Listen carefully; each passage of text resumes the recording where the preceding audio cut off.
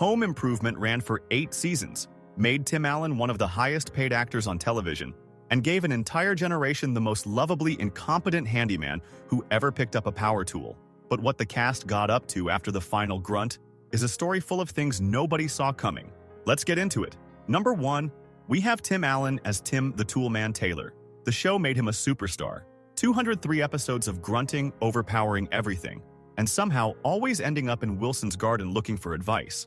And Allen was 38 years old when he first revved that engine for America. In 2026, he is 72. What a lot of younger fans don't know is that before any of this existed, Allen served 28 months in federal prison in 1978 for drug trafficking, a chapter of his life he has spoken about openly as the moment that forced him to completely rebuild himself. In 1997, he was arrested again for DUI and given probation. More recently, in her 2023 memoir, his former co-star Pamela Anderson alleged he had flashed her on the first day of filming back in 1991, a claim Allen has flatly denied. He married actress Jane Hyduke in 2006, and they have a daughter together, his second after a daughter from his first marriage. Tim Taylor broke everything he touched, but Tim Allen put himself back together. Number 2, we have Jonathan Taylor Thomas as Randy Taylor. At just 10 years old when the show began, and he was arguably the most famous face on the entire cast by the time he hit his early teens. A legitimate 90s teen idol whose poster was on the bedroom wall of practically every young girl in America across those 8 seasons. He is 44 today. What happened next genuinely surprised people. He walked away from the show in season 8 to focus on his education, a decision that reportedly created real tension with Tim Allen, who felt blindsided when Thomas then took other acting roles while supposedly prioritizing school.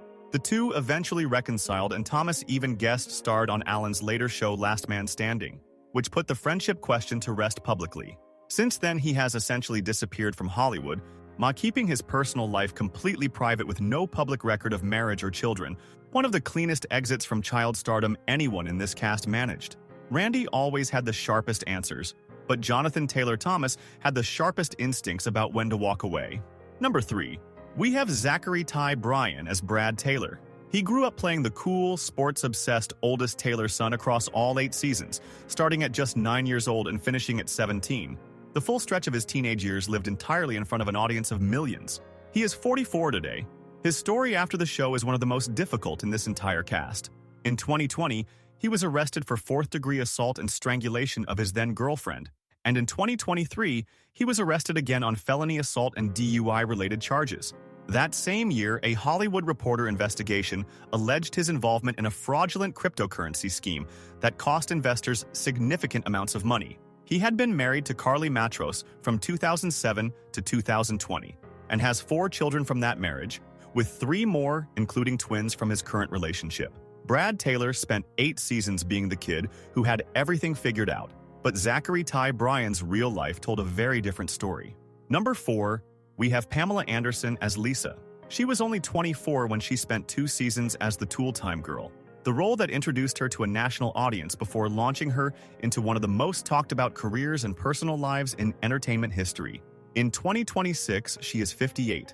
After leaving the show, she became a global phenomenon through Baywatch, and her personal life became tabloid gold. 5 marriages in total, most notably to Tommy Lee in 1995, a relationship that produced 2 sons and one of the most infamous stolen sex tapes in history. In 2023, she released her documentary and memoir reclaiming her own narrative on her own terms, a move that was widely celebrated.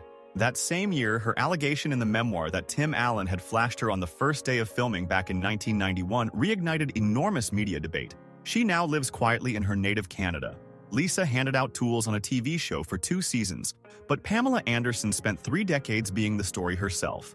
Number 5, we have Richard Karn as Al Borland. Al was the reliable, flannel-wearing straight man to Tim's chaos, the one who actually knew what he was doing and spent 8 seasons being proven right while Tim took all the credit. And Karn brought such genuine warmth to the role that audiences loved him as much as the star of the show. He was 35 when filming began and is 70 today. After the show, he became a beloved game show host on Family Feud from 2002 to 2006, proving his easy likability translated perfectly to a completely different format. His wife, Tootie Roche, has been by his side since 1985, one of Hollywood's longest-running marriages, and she even made several guest appearances on the show as Jill's sister. In 2022, he reunited with Tim Allen for the History of Tools series More Power, showing that whatever chemistry made those two work on screen never went anywhere. Al always knew the right way to do things, and Richard Karn has been doing things the right way his entire career. Number 6. We have Debbe Dunning as Heidi Keppert. She stepped in as the Tool Time girl in Season 3, and over the following 6 seasons became as much a part of the show's identity as the grunt itself, bringing a genuinely warm and funny presence to what could have been a purely decorative role. She was 27 when she joined, and is 59 today. Her life after the show took her in a direction that felt completely right for someone who always seemed more outdoorsy than Hollywood. She has spent years hosting her own travel and lifestyle show called Debbe Dunning's Dude Ranch Roundup, trading studio lights for open country and building an audience that followed her out there. She was married to volleyball legend Steve Timmons from 1997 to 2018 and has 3 children. She remains a regular on the celebrity golf circuit and has stayed completely clear of any controversy throughout her post-show years. Heidi made Tool Time look good, and Debbe Dunning made the years after look even better. Number 7. We have Earl Hindman as Wilson Wilson Jr. The entire joke was that you never saw his face. For 8 seasons and 203 episodes, Wilson dispensed wisdom from behind that fence with only his eyes visible above the timber. And Hindman played it with such genuine depth and warmth that the character became one of the most beloved in the show's entire run. He was 48 when the show began. He passed away on December 29, 2003, at just 61 years old from lung cancer. What many people did not realize was that Hindman's face was already well known in the industry from his 16-year run on the soap opera, Ryan's Hope, long before the fence ever hit it. He had been married to Molly McGreevy, an Episcopal priest since 1976, and the couple lived a quiet, deeply spiritual life in Connecticut. At his memorial, his castmates paid tribute by finally showing their faces together publicly for the first time, the most moving goodbye they could have given him. Wilson always had the right words, and his cast family found the right ones when it mattered most. Number 8. We have Taran Noah Smith as Mark Taylor. He was the youngest Taylor's son, the sensitive, creative one who spent the later seasons going through a goth phase that genuinely confused his father. And Smith was just 7 years old when the show began. You're growing up entirely on screen across 8 seasons. He is 41 today. His life after the cameras stopped was genuinely turbulent. At 17, he married Heidi Van Pelt, who was 16 years his senior, a tabloid story that ran for weeks, and the marriage lasted until 2007, ending in a bitter dispute over their vegan food business. He sued his parents at 17 to gain control of his $1.5 million trust fund, alleging they had mismanaged his earnings, though the family later reconciled. In 2012, he was arrested for DUI and drug possession. He eventually walked away from acting completely, finding purpose in technical installation art and disaster relief work. Mark Taylor struggled to find himself on screen for years, and Taran Noah Smith spent his real life doing exactly the same thing until he finally did. Number 9. We have Blake Clark as Harry, or Harry's Hardware was the kind of neighborhood institution that every show like this needs, and Clark brought genuine character and real comedic weight to the role across 23 episodes, the kind of presence that makes supporting characters feel like they have a whole life beyond the scenes you actually see. He was 45 when the show began and is 80 today. What most people watching him on Home Improvement had no idea about was that Clark is a decorated Vietnam War veteran who served as a first lieutenant in the 5th Infantry Division, a background that gives everything about his grounded, no-nonsense screen presence a completely different context. He is also the voice of Slinky Dog in the Toy Story franchise, taking over the role after the death of his close friend Jim Varney, in a tribute that the animation community found deeply moving. He has been married to Sharon Clark since the 1980s and has 2 sons. Harry just sold tools on a TV show, but Blake Clark built a life that puts most people's to shame. Number 10. We have Jimmy Labriola as Benny Baroni. Benny was the kind of character who could walk into any scene and immediately make it funnier just by being there. Tim's loyal, lovably dim neighborhood friend whose appearances across 25 episodes never once outstayed their welcome. Labriola was 35 when he joined in 1993 and is 67 today. He was not a Hollywood discovery in the traditional sense. He was a stand-up comedian who got the job largely because of the genuine real-life chemistry he already had with Tim Allen, and that natural ease translated directly onto the screen every single time. And after the show, he moved almost entirely away from mainstream entertainment and toward Christian comedy and motivational speaking, regularly performing at church-sponsored events and finding an audience that appreciated exactly what he had to offer. He is married and has kept his family life completely private throughout, rarely giving interviews or making public appearances outside of his comedy work. Benny never seemed to have much going on, but Jimmy Labriola has been quietly building something meaningful ever since. Number 11, we have Mickey Jones as Pete Bilker. Pete was the gruff, reliably funny member of the Tool Time extended crew, whose 15 appearances across the entire run of the show made him one of those faces audiences always recognized and were always glad to see. E. Jones was already 50 years old when the show began, and brought decades of experience to every single scene he was in.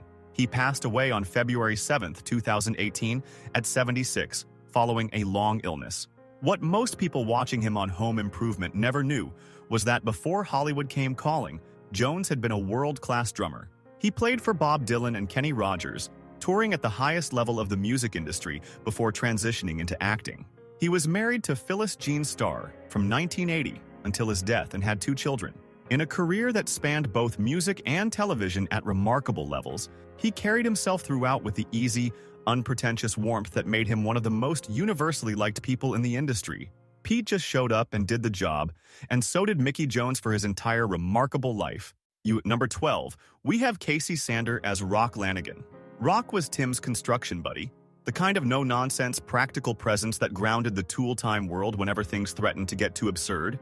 And Sander played him with the steady, reliable energy of a character actor who understood exactly what a supporting role needed to be. He was 35 when the show began and is 70 today. Most people who remember him from Home Improvement may not immediately realize he was also Wade on Grace Under Fire, a long-running role that ran almost simultaneously and showcased the same quality that made him so effective here: the ability to be completely believable without ever overplaying anything. He married Peggy Sander in the early 1990s, and the two have maintained one of the most genuinely private family lives of anyone connected to this production, rarely appearing publicly outside of professional commitments.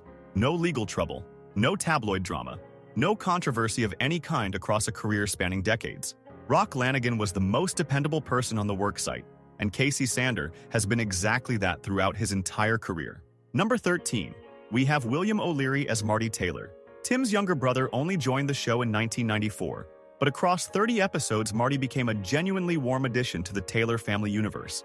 The sibling dynamic between him and Alan giving the show a slightly different texture whenever family storylines moved beyond the house next door. O'Leary was 37 when he joined and is 68 today. Yeah, he has worked consistently as a character actor for decades since the show ended, building the kind of steady television resume that rarely generates headlines but speaks volumes about the level of professional respect he commands among directors and casting agents who keep calling him back. He is also a well-regarded acting coach in Los Angeles, known for his mentorship of younger performers and his genuine commitment to the craft beyond just his own career. He is married with 2 children and has kept his family life entirely out of public view throughout. Marty Taylor was always in his brother's shadow on screen, but William O'Leary has built something solid and lasting entirely on his own. Number 14, we have Patricia Richardson as Jill Taylor. Jill was the emotional anchor of the entire show, the woman who somehow kept the Taylor household functional while married to a man who once turbocharged a riding lawnmower. And Richardson was 40 years old when she first stepped into that kitchen, delivering every scene with a sharpness and warmth that made her one of the finest sitcom performers of her generation. In 2026, she is 75. The story most fans never forgot is what she turned down when the show ended. She was offered $25 million for a 9th season and walked away, saying the storylines had run their course, and she wanted to be present for her children. That kind of decision is extraordinarily rare in Hollywood. She had divorced actor Ray Baker in 1995 during the show's run and raised their 3 children largely on her own from that point. She has since become a dedicated advocate for the Cure PSP Foundation following her father's death from the disease, channeling her public profile towards something genuinely important. Jill Taylor kept her family together through every disaster Tim created, and Patricia Richardson has shown the same quiet strength in everything she has done since. Number 15, we have Sherry Hursey as Eileen Markham.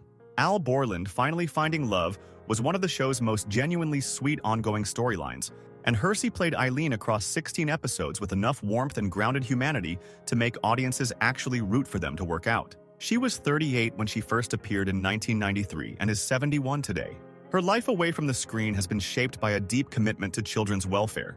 She created the award-winning series Lily's Light, a project focused on foster care and community that has reached thousands of children and represents something far more significant than anything a television credit could capture. She is married to composer and sound designer Lior Gross, a creative partnership that has clearly enriched both their lives and their work. No scandals, no controversies, no tabloid appearances of any kind across her entire career.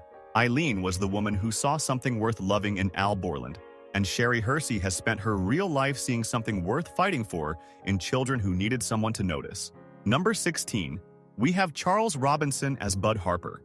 Tim's no-nonsense boss arrived in the show's later seasons, and across 9 episodes, Robinson brought the kind of instant authority and easy likability that only comes from an actor who has spent decades perfecting their craft. He was 49 when he joined the production. Robinson passed away on July 11, 2021 at 75 from complications following cancer. Most people watching him on Home Improvement already knew his face from Night Court, where he played Mac for years, one of the most beloved supporting characters in sitcom history.